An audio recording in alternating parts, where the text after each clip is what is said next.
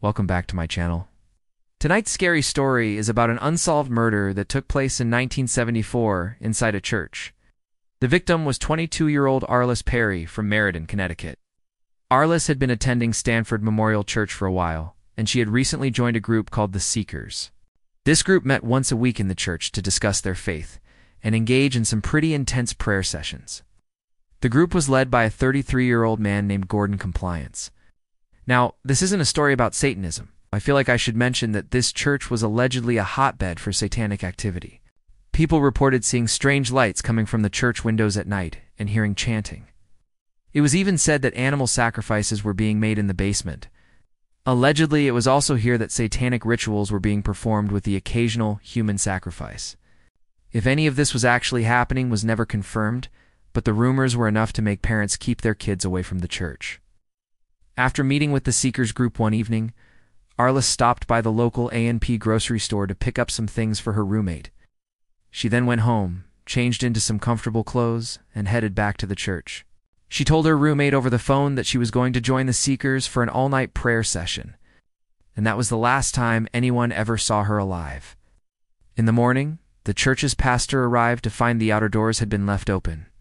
He walked inside and found Arlis's coat hanging on a chair, so he assumed that she must have left.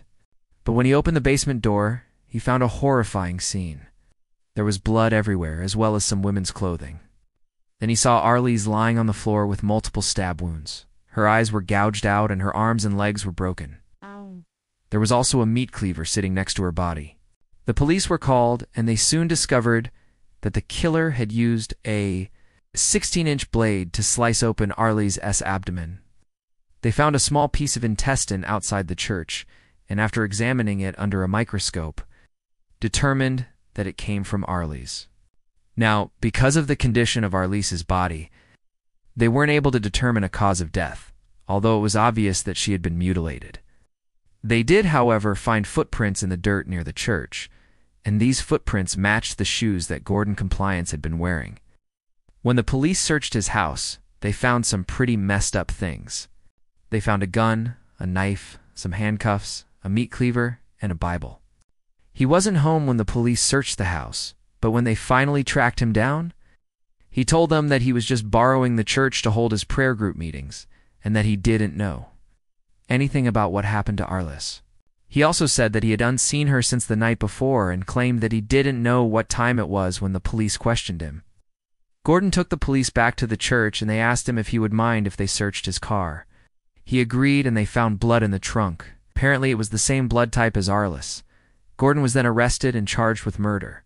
But during his trial, his defense attorney brought in several witnesses who testified that Gordon was with them at the time of the murder. One of these witnesses was Gordon's wife, who said that she was with her husband the whole time, so he was set free. The case remains unsolved to this day. And even though there were quite a few people who witnessed strange things at that church over the years, no one ever came forward with any helpful information. I think that's all I have for this story. I really hope you enjoyed it. If you did, please hit that like button and maybe subscribe if you haven't already. Thank you for watching and have a good night.